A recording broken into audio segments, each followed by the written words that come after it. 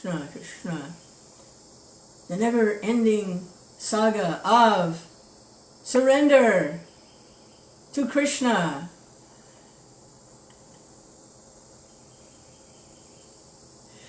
I was visiting my father. He was in an assisted living place. I took care of him as long as I could, but he just needed so much more medical attention that I couldn't do it. So it was nearby, and I would go every day and spend hours and hours with him because I was attached to my father. I loved him. Yeah, I wanted to see to his care. So he had a social life there. At home he was sitting nothing, watching the TV. There he had a social life, entertainment, people to interact with. So it was actually, I think, a little better situation for him. And they were very nice people. With a Christian, that it wasn't just a job, that, they saw it as part of some kind of service to the Lord. Hey, Hare Krishna. Mr. Bhakti Lance is here. Hare Krishna. So, Hare Krishna, Krishna, Krishna, Hare Hare, Hare Rama, Rama Rama, Hare Hare, Hare Krishna, Krishna, Krishna, Hare Hare, Hare Rama, Rama Rama, Hare Hare, Hare Krishna, Krishna. And I had a train of thought. Train pulled out of the station without me. I lost my train of thought. Oh well, there'll be another one. Hare Krishna, Krishna, Krishna, Hare Hare, Hare Rama, Rama Rama, Hare Hare, Hare Krishna. The ongoing, never-ending saga of surrender to Krishna. Oh, I know what the train of thought was. So sometimes I would sit with him, and they had a video library there. So we picked one off the shelf. It was about Rin Tin Tin. It was the collected series. It's an old series from the 1950s. And it was a serial, every week they would have the adventures of Rin Tin Tin. So it was a dog, Rin Tin Tin, a heroic dog in his heroic activities, how he was saving people, catching bank robbers, protecting people. It was a dog hero. And a big German shepherd. So we'd watch one segment, and then there'd be another segment. There'd be another challenge for Rin Tin Tin, and then he'd become a hero. And then there'd be another segment and another challenge for Rin Tin Tin, and he'd come out victorious. So, the never-ending saga of surrender to Krishna. And I was remembering, I have a friend here who we're kind of at odds right now because there's a lot of things we don't agree upon. Our outlooks are quite different. But anyway, I still consider them a friend. Just I'm keeping a little distance right now. And Hare Krishna, Krishna, Krishna, Hare Hare, Hare Rama, Rama Rama, Hare Hare. Hare Krishna, Krishna, Krishna, Hare Hare, Hare Rama, Rama Rama, Hare Hare. Oh, train pulled out of the station again, without me on it. Krishna. Hare Krishna, Krishna, Krishna. Hare. Oh yeah, so they they're always trying to tell me what Prabhupada said to support their perspective, which is focusing on a lot of nasty stuff in the world and sort of segueing off of the nasty stuff into why we should do what we do for Prabhupada and for Krishna. So a lot of the communication is about the horrible things going on in the world.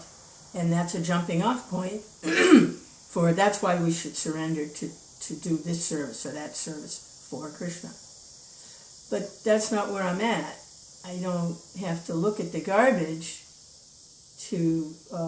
as a reason why I should surrender to doing what basically they're doing as service for Krishna, which is okay because it works for them. And I'm happy to see they're very busily engaged, and they're coming in contact with a lot of people who are also worried about the things in the world. So that's okay. So, but they're always using what Prabhupada said. Now, I'm reading Prabhupada's books, and in his books, I'm not seeing so many references to, in great detail, like they like to go into, about nasty stuff in the world. I don't see that. I see him talking very much in general about the forces and powers that work on the material world, and the details of those can change from time to time, but I don't see him focusing on vaccines and this and that and the other thing. I don't see him focusing on those things.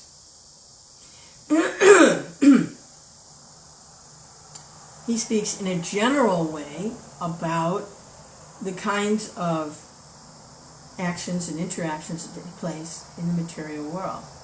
And the specifics of those, they change from time to time. In the 1950s, it was the nuclear bomb.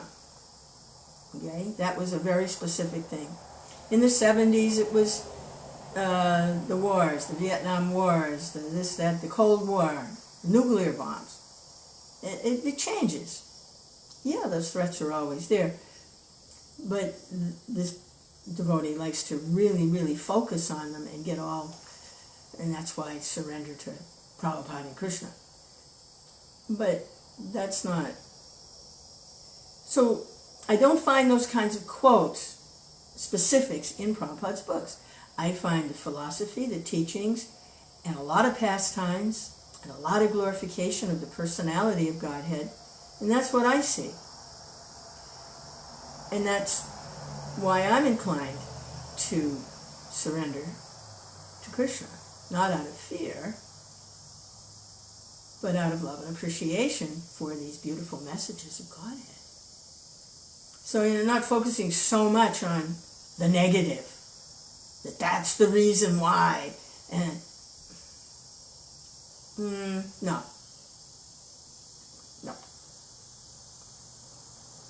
And I hear Prabhupada saying, like they're telling me what Prabhupada said. He's not saying it in his books. Maybe he was discussing these things on morning walks or intimate discussions in room conversations with people that were concerned about these things, and so he would discuss. But what I'm hearing him say is, you can surrender to Krishna in a moment. You can surrender to Krishna in a second.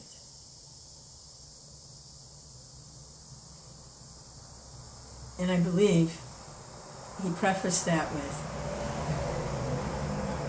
but you won't.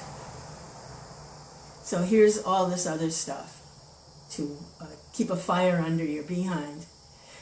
Here, since you won't surrender to Krishna in a moment, then here, take all this other stuff and let it get you enthusiastic to surrender at some point. What do I mean by, what do I understand by surrender to Krishna? Krishna, his holy name. He's not different from his holy name, Krishna. So you can surrender to Krishna in a moment. But you won't. So here's all this other stuff. Here's a bee in your bonnet. Get a bee in your bonnet. And then you can try to fix everything for Krishna. But Krishna's still over there somewhere. He's not like right here. He's over there somewhere. So, okay. If that's what you need, then that's what you...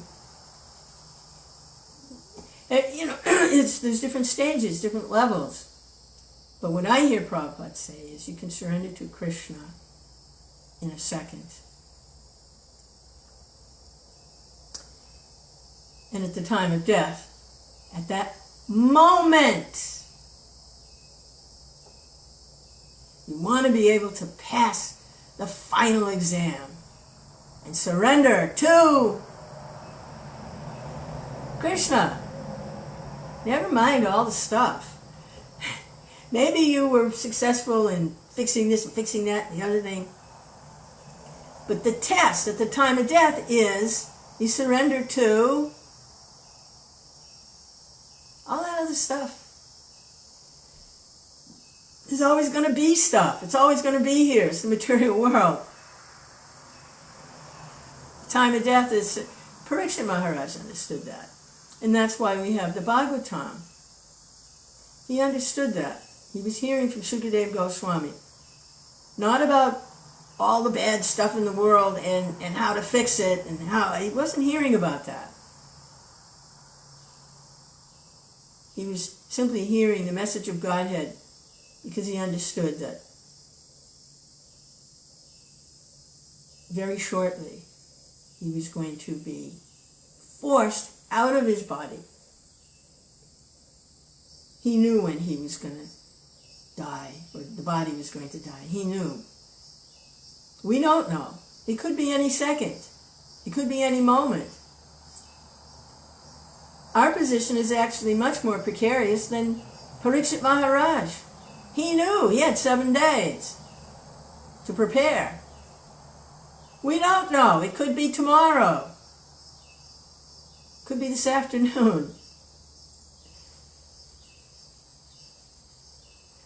Could be in the middle of this video. Who knows?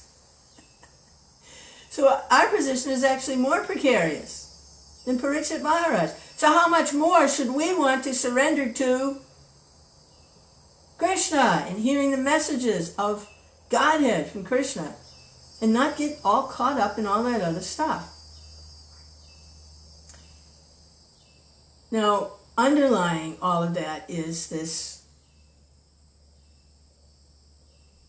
desire to try and help other people who don't know anything about the incarnation of Godhead, who has recently appeared, and the line of disciplic succession representing him purely.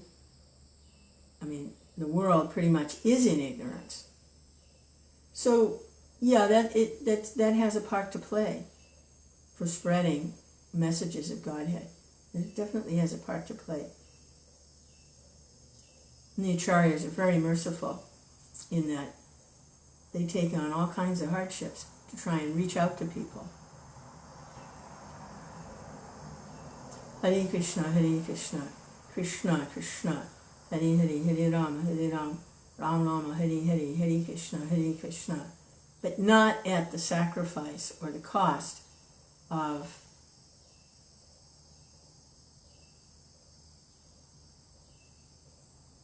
Krishna. Krishna is guiding them. That's why they can do it. Just like Arjuna on the battlefield. It wasn't Arjuna going to fight the irreligious miscreants who were... It wasn't Krishna. It wasn't Arjuna doing that. It was Krishna working through Arjuna. That was the only way Arjuna could do it. Arjuna didn't want to have anything to do with any of that. But it was Krishna guiding Arjuna at every step. That's how that works. Otherwise, it's just entanglement. Arjuna said, hey, I'll go to the forest and eat berries. Man, I forget this. I don't want anything to do with it. I don't want a kingdom in that. I don't want to go to the heavenly planets. I don't want a kingdom on this earth. I don't want anything to do with it. There's no reward that possibly could entice me to get involved with that. And Krishna said, yeah, but I want that. That's what I want you to do for me. Oh, I see. It's not for me. It's for you. And that was the only way he could get involved in that battle.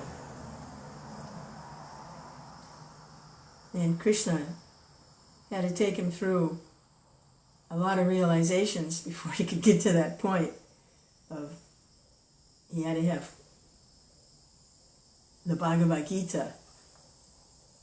So I wanted to read from the Gita here. Hare Krishna. Krishna, seriously, there's no sense doing anything unless, at all, without Krishna. And if Krishna says, sit in the corner and don't do anything till I tell you, sit in the corner. Don't do anything till he tells you. Hare Krishna. Sit in the corner, don't do anything till he calls you. And if that's going to be lifetime sitting in that corner till he, that's fine. Who was that devotee in Chaitanya Leela? Mukunda Dat? Who, he did something the Lord wasn't too happy about. He was attending lectures that were presenting impersonal teachings, and the Lord heard about it and wasn't happy. So tell him, don't come here anymore. Let him just stay there. Just stay there. Don't come here anymore. I don't want him in my kirtan. I don't want to see his face. I don't want his association. Let him stay there with the impersonalists. The devotees told him. And of course he was in shock. He was in shock. Ask him, when can I come back? When can I come back? I see my mistake. When can I come back? And the Lord said, all right, he can come back, but not until after millions of lifetimes. It's going to be millions of lifetimes. Then he can come back. So he told him, and he started dancing in ecstasy. Woohoo! I said, why are you happy? It's millions of lifetimes. He said, yeah, but I'm coming back. What's a million lifetimes? I'll be back. So, patience, tolerance, determination, confidence. So you have to sit in the corner for a million lifetimes. Sit in the corner for a million lifetimes. The Lord calls for you. Hare Krishna, Krishna, Krishna. Chant Hare Krishna. Hare Ram, hear about Krishna. Hare Krishna, Krishna, Krishna. And that really goes against my friend's mood, because they very much want to do things to save the world and everything like that. And so we're a little bit at loggerheads. I'm waiting to hear from Krishna, and I don't want to do anything without Krishna. And they're trying to tell me what I need to do. So I'm having a little difficulty accepting that they're actually hearing from Krishna.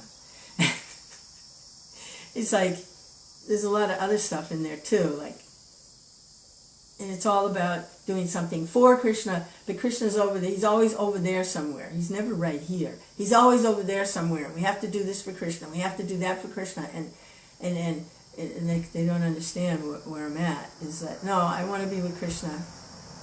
Sorry. And it just, he's not over there somewhere. He's got to be like right here. And how do I do that? His holy name. So this is interesting. It's a never-ending saga, and it's part of association with devotees. These things become enlightened. You can see by experiencing. Like you can hear, that's good, but then also it's like a work-study program. You study and you hear, and then you realize it on the plane of interaction with others in the field of activity. These things, the truth of them becomes. There's one chapter here I wanted to read in the Gita today. It's the chapter, I think it's Devotional Service, chapter 12. Page 595. Hare Krishna. Krishna. Yeah, I think it's chapter 12. It's a short chapter. It's one of the shortest chapters in the Gita. Devotional service. It's really short.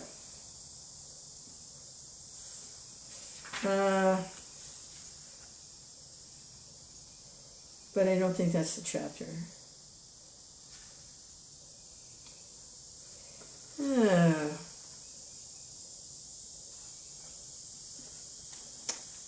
Come on, where is it? Hare Krishna. Come on. Oh, I think it's the Yoga of the Supreme Person. Aha. 693. 693. Yoga of the Supreme Person.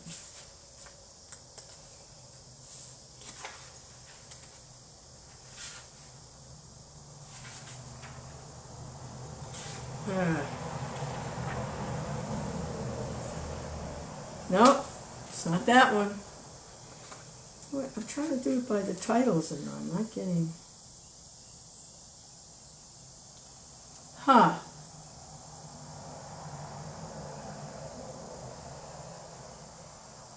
Divisions of Faith?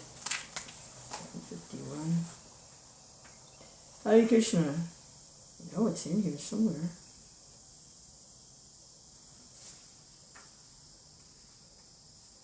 No.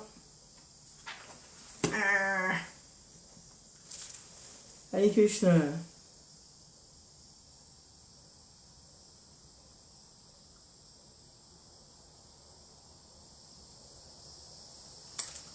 Krishna.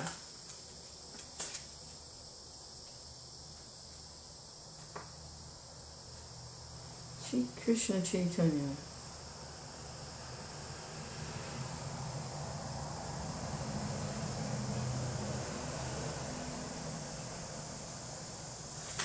Wow. I thought it was chapter 10. Modes of material nature. Divine and demoniac natures.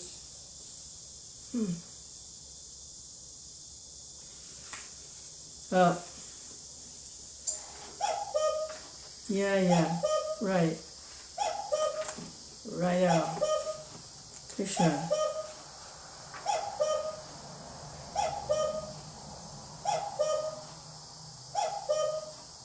Oh, it is. It was chapter 12. Okay. This is Bhagavad Gita as it is, translated with word for word and purports, transliterations, by His Divine Grace, A.C. Bhaktivedanta Swami Prabhupada.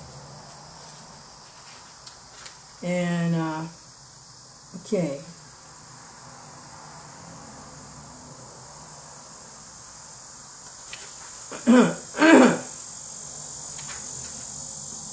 Try the Sanskrit. Usually, the Mita in Bhagavad Gita is pretty simple. It's like sing-songy, easy. So let me try it. Shri Krishna Chaitanya Prabhu Nityananda Shri Advaita Gadadhar Shivasadi Gaura Bhaktivinda Arjuna Uvacha Evam Satatayuktaye Bhaktasvam Paripashate Ye Chapyacharam Avyaktam Desham Ke Yoga Vitama. Arjuna inquired, which is considered to be more perfect? Those who are properly engaged in your devotional service, or those who worship the impersonal Brahman, or the unmanifested? So those who engage in your devotional service. Devotional service is discussed as having 9 basic divisions. Prahlad Maharaj discusses them in the 7th chapter of Bhagavatam. Hearing, chanting, remembering, worshipping, offering prayers, worshipping the lotus feet,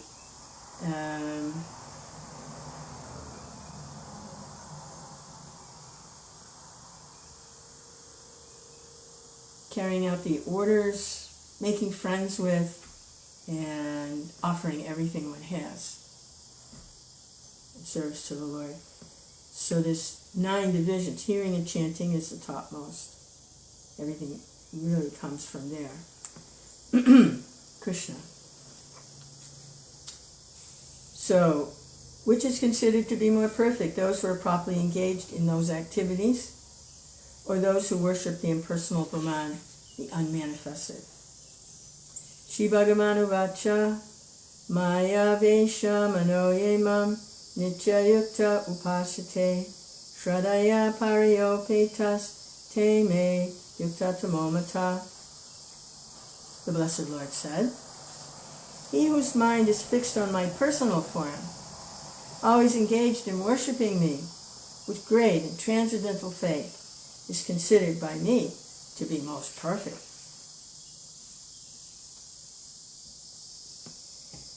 Ye tve aksharam anirdesham avyaktam paripashate sarvatragam achinchicha kutastam achalam dhruvam saniyam metriyagramam sarvatra samabudaya te prapnavu vantimam eva sarvabhuta hiterata. But those who fully worship the unmanifested, that which lies beyond the perception of the senses, the all-pervading, inconceivable, fixed and immovable, the impersonal conception of the absolute truth, by controlling the various senses and being equally disposed to everyone, such persons engaged in the welfare of all at last achieve me.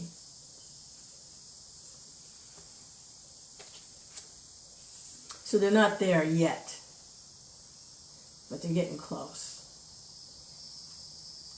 By controlling the various senses, being equally disposed to everyone, and engaged in the welfare of all, opening hospitals, digging wells, and however else they're engaged in the welfare of others, at last they achieve me. They know there's something spiritual, and they're doing works to help others, at last they achieve me.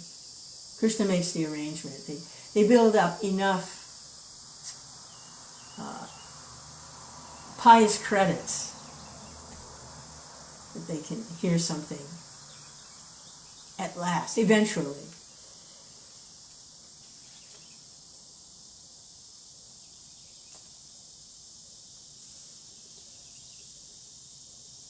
So Prabhupada's purport here, those who do not directly worship the Supreme Godhead Krishna, but who attempt to achieve the same goal by an indirect process, also ultimately achieve the supreme goal, Sri Krishna.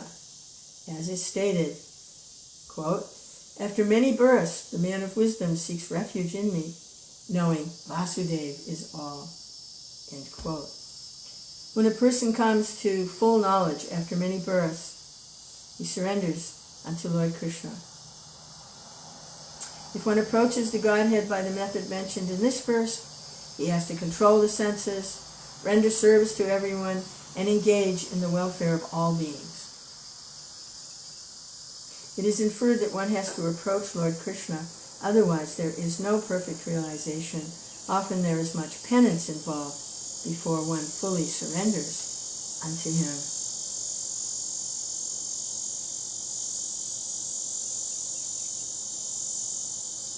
In order to perceive the supersoul within the individual soul, one has to cease the sensual activities of seeing, hearing, tasting, working, etc. Then one comes to understand that the Supreme Soul is present everywhere.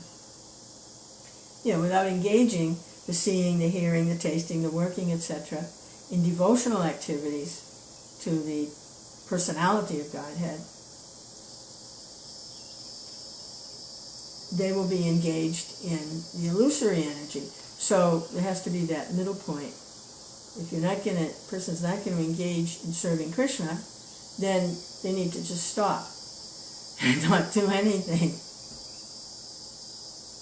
Realizing this, then they realize the supersoul within the heart, and that he's present everywhere. So really realizing this, one envies no living entity.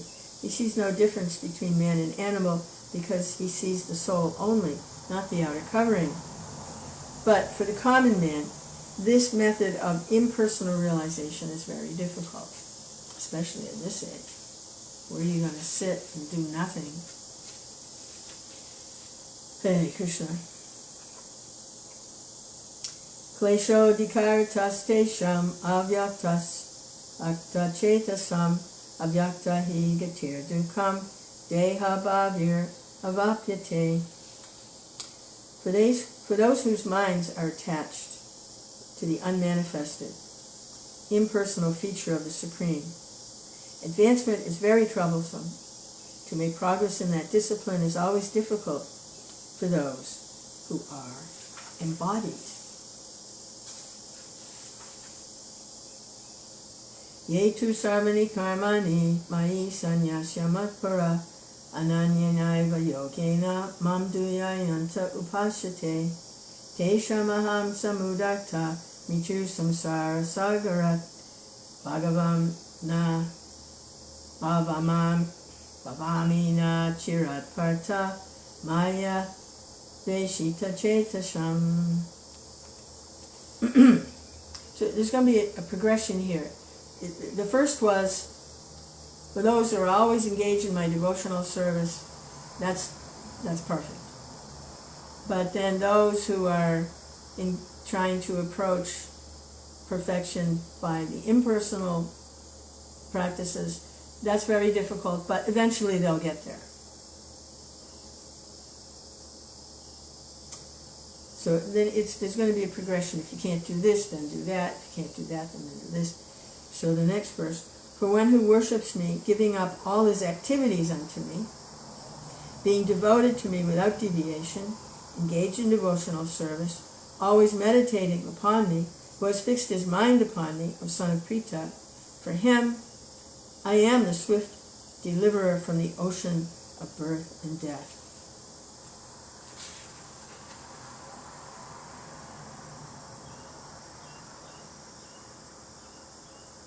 Yeah. Prabhupada's paragraph here. It is explicitly stated here that the devotees are very fortunate to be delivered very soon from material existence by the Lord. In pure devotional service, one comes to the realization that God is great and that the individual soul is subordinate to him. His duty is to render service to the Lord. If not, he will render service to Maya.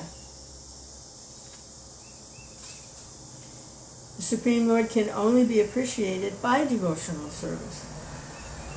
Therefore, one should be fully devoted. One should fix his mind fully on Krishna in order to achieve him. One should work only for Krishna. It does not matter what kind of work one engages. It does not matter in what kind of work one engages. But that work should be done only for Krishna. That is the standard of devotional service. The devotee does not desire any achievement other than pleasing the personality of Godhead. His life's mission is to please Krishna, and he can sacrifice everything for Krishna's satisfaction, just as Arjuna did in the battle of Kurukshetra.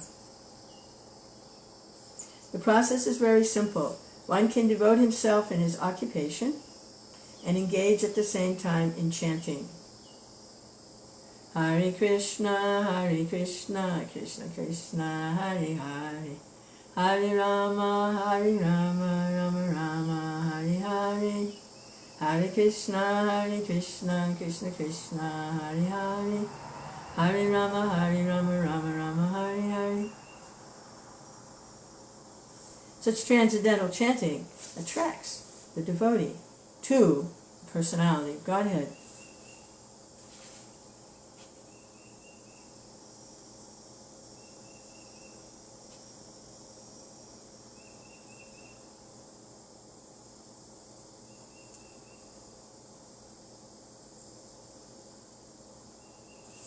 Supreme Lord herein promises that he will, without delay, deliver a pure devotee, thus engaged in the ocean of material existence.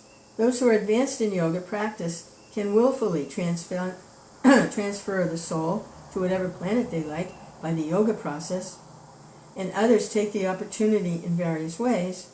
But as far as the devotee is concerned, it is clearly stated here that the Lord himself takes him.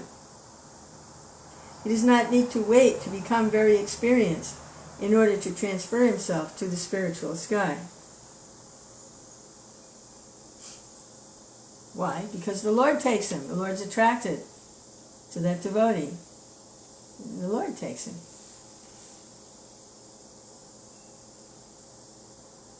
Yeah, okay, I didn't see. Lance says, the other stuff is a good jumping off point for me to surrender to Krishna. Yes, that's what it is. It's a good jumping off point. Yes. And Prabhupada's saying here, one who works for Krishna, and then, Krishna's attracted to them, and Krishna takes them. So, yeah. Yeah, you have to be able to realize that involvement in the material activities is not the source. There's no pleasure there. And here Krishna says the devotee has nothing to achieve other than pleasing Krishna. So, yeah. In the material world, the atmosphere is there. And I remember used to hear all the time, people were talking about surrendering to Krishna. It's like having a glass that's halfway. It has something in it halfway. And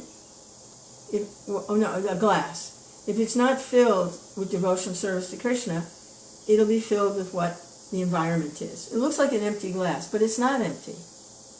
It's either filled with Krishna, or it's filled with what's in the atmosphere around it, the air around it. So it's not empty.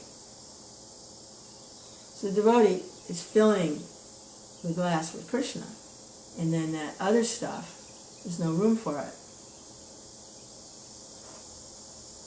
There's no attraction to it. Hare Krishna, Hare Krishna. And even there may be have to be some repulsion to it.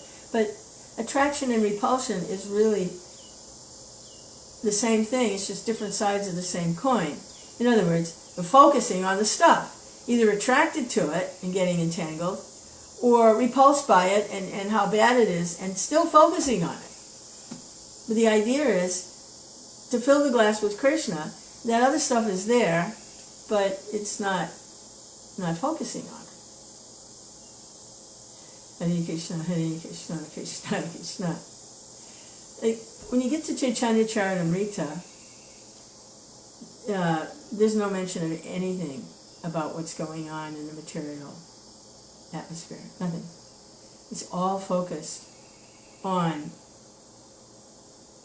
the personality of Godhead, Krishna, in his form as Sri Chaitanya Mahaprabhu, and the Panchatattva, and the associates in their intimate activities. And that's where we want to go. We want to go there before this life is over. We want to go there. Chaitanya Leela. Hare Krishna.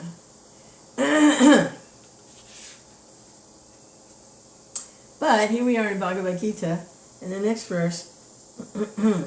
Maya eva mana tattva mayi buddhim niveshaya nivasisyasi mayeva ata urdvam na samsaya. Just fix your mind upon me, the Supreme Personality of Godhead. Engage all your intelligence in me. Thus will you live in me always, without a doubt. Okay, so that's it. Fix your mind on me, Personality of Godhead. Engage your intelligence in me. You live in me always, without a doubt. Text 9. Atachitam samadvatum na saknoshi mayi stiram abhyasa yogina tato mam ichaptum dhananjaya.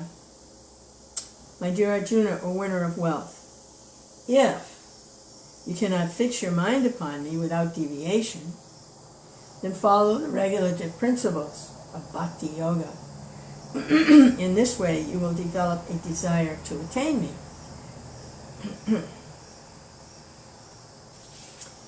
If you cannot fix your mind upon me without deviation, then follow the regulated principles of Bhakti Yoga. In this way, you'll develop a desire to attain me. And Prabhupada's purport here. In this verse, two different processes of Bhakti Yoga are indicated.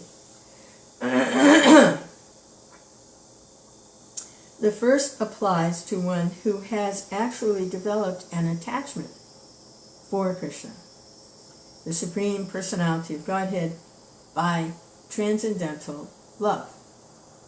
And the other is for one who has not developed an attachment for the Supreme Person by transcendental love.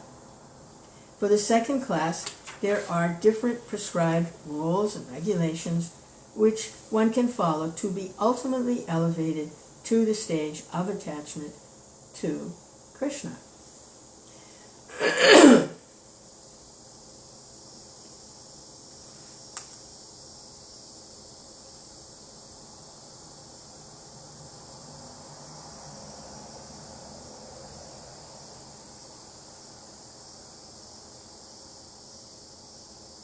To practice the regulative principles of Bhakti Yoga, one should, under the guidance of an expert spiritual master, follow certain principles. Rise early in the morning, take a bath, enter the temple, offer prayers, chant Hare Krishna, collect flowers to offer to the deity, cook foodstuffs to offer to the deity, take prasadam, and so on. There are various rules and regulations one should follow. And one should constantly hear Bhagavad Gita and Srimad Bhagavatam from pure devotees. This practice can help anyone to rise to the level of love of God, and then he is sure of his progress into the spiritual kingdom of God. This practice of Bhakti Yoga under rules and regulations, with the direction of a spiritual master, will surely bring one to the stage of love of God. Jai Srila Prabhupada. Okay, so Prabhupada has given that. He's opened temples, and he's given this process. But he clearly says there are two different processes. That he has given this rules and regulative process. But then he says, Krishna says, text 10, Abhyasepya samartosi mad karma paramo bhava madartam api karmani kurvan siddhim avapsyasi. If you cannot practice the regulations of Bhakti Yoga, then just try to work for me. Because by working for me, you will come to the perfect stage. Prabhupada says, one who is not able even to practice regulative principles under the guidance of a bona fide spiritual master can still be drawn to the perfectional stage by working for the Supreme. One should be sympathetic to the propagation of Krishna consciousness. There are those who are engaged in propagating Krishna consciousness. They require help. So even if one cannot directly practice the regulative principles, he can try to help.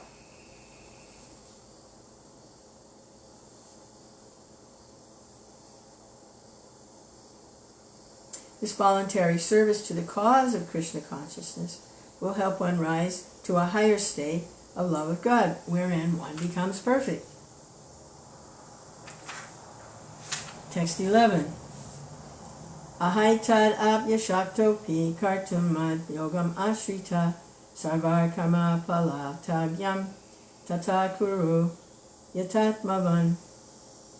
If, however, you are unable to work in this consciousness, then try to act, giving up all results of your work, and try to be self-situated.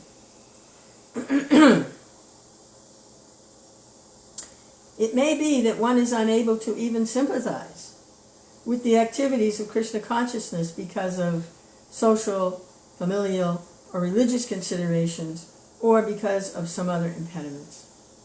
If one attaches himself directly to the activities of Krishna consciousness, there may be objection for family or other difficulties. For one who has such a problem, it is advised that he sacrifice the accumulated result of his activities to some good cause. Not even Krishna consciousness, just some good cause.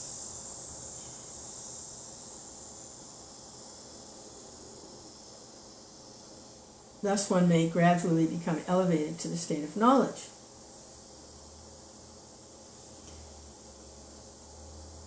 When one who is not interested in the activities of Krishna consciousness gives charity to a hospital, some other social institution, he gives up the hard-earned results of his activities. That's recommended here. Giving up the fruits of one's activities, one is sure to purify his mind and gradually become able to understand Krishna consciousness. Krishna consciousness is not dependent on any other experience because Krishna consciousness itself can purify one's mind. You have to do all that other stuff. But if there are impediments, one may try to give up the result of his action. Social service, community service, natural service, sacrifice for the country may be accepted so that one day come to the stage of pure devotion to the Supreme Lord.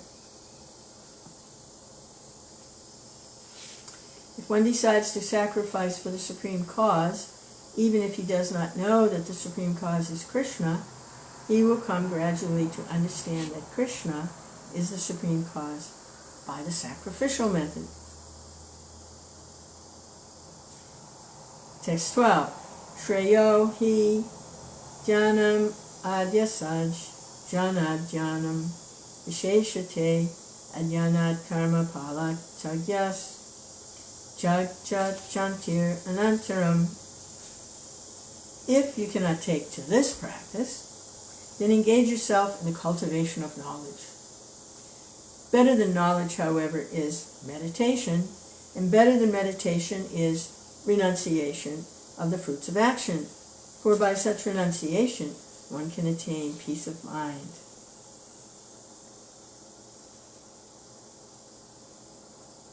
As mentioned in previous verses, there are two kinds of devotional service: the way of regulated principles and the way of full attachment in love to the Supreme Personality of Godhead.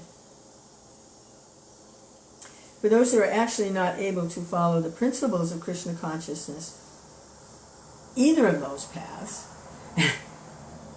either in the regulated practice under the guidance of a spiritual master, or under the guidance of a spiritual master in love, transcendental love for the Lord, it's better to cultivate knowledge. Because by cultivating knowledge, you can understand your real position and gradually develop to the point of meditation.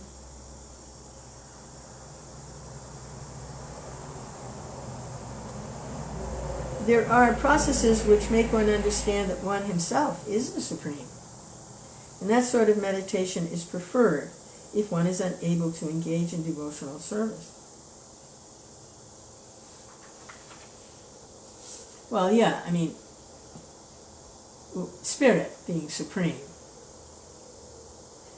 One is not able to meditate in such a way, prescribe duties. Da-da-da-da-da-da. Okay.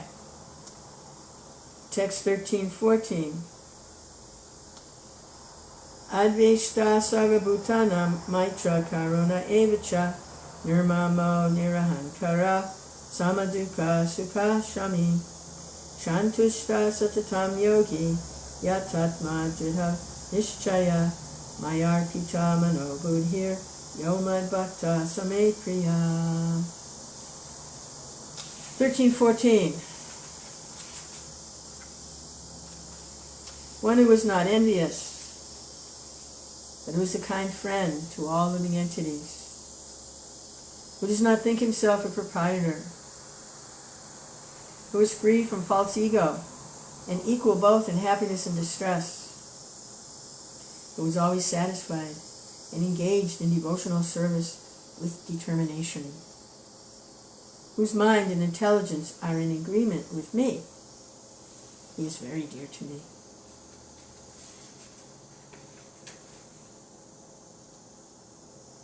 So Krishna, he was discussing that surrender to the Lord is the highest. And then if you can't do that, then do this, and then all the way down. Now he's come back again. That one who is not envious, what the qualities are of someone who is very dear to the Lord. It's kind of like this section where one remains steady in happiness or stress, loss or gain, victory or defeat, like that, earlier in the Gita. And now again he's reiterating. Text 15. Yasman no digite loco, lokan no digite chaya, harsha marsha bayo vegar, muktoya sa chame priya. He for whom no one is put into difficulty, and who is not disturbed by anxiety, who is steady in happiness and distress, is very dear to me.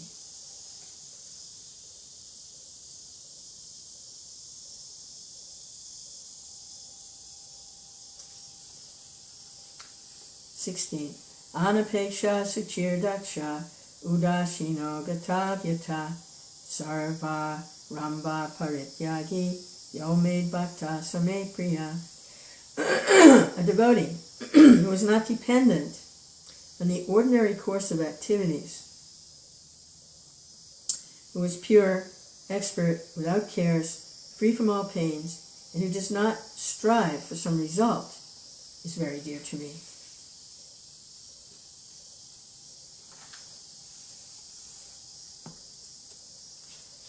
Yo na rishati na dveshti na sachati na kankshati subha subha parityagi bhakti manya same priya. One who neither grasps pleasure or grief, who neither laments nor desires, who renounces both auspicious and inauspicious things, is very dear to me.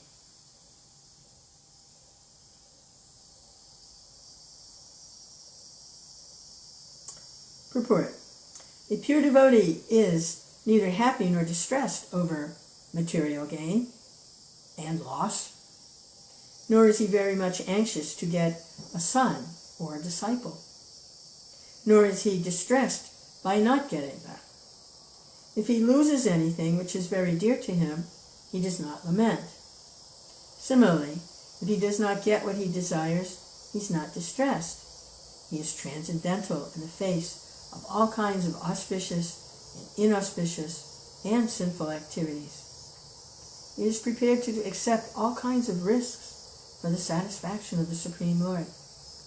Nothing is an impediment in the discharge of his devotional service. Such a devotee is very dear to Krishna.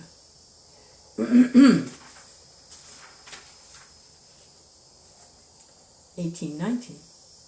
Sama shatro cha mitre cha tata mana pamanayo sitoshna sukadukeshu sama sangha vivarjita tulya ninda shrutirmani santushto yena kenachit aniketa stiramatir bhaktimam me priyo nara.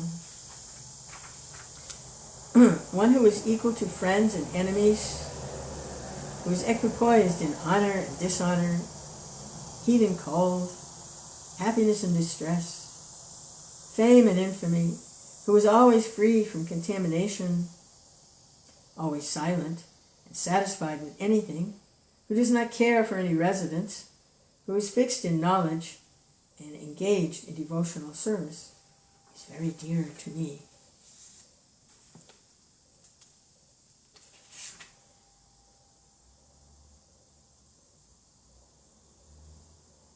Prabhupada's purport. A devotee is always free from all bad association. Sometimes one is praised, and sometimes one is defamed. That is the nature of human society. But a devotee is always transcendental to artificial fame and infamy, distress, or happiness. He is very patient.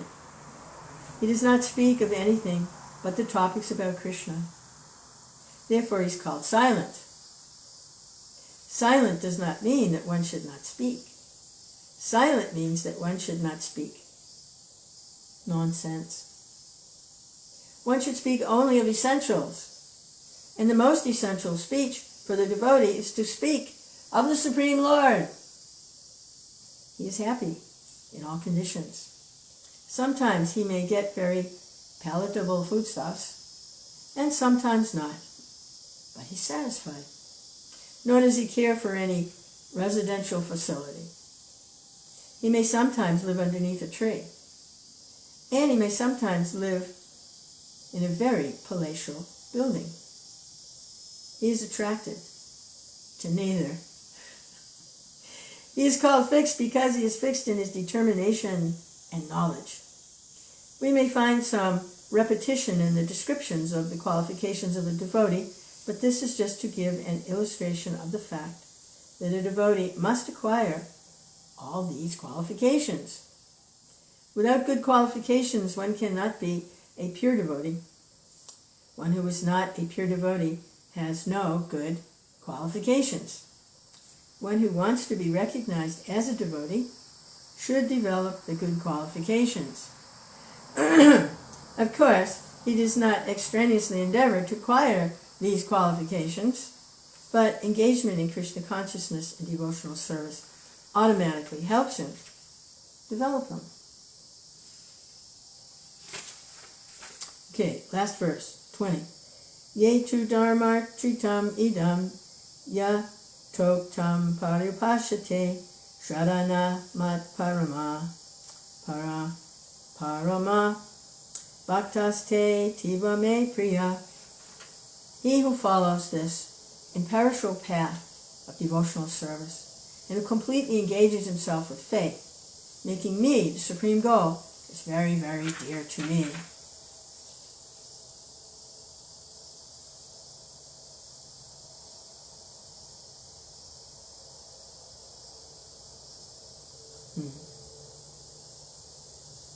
Hare Krishna.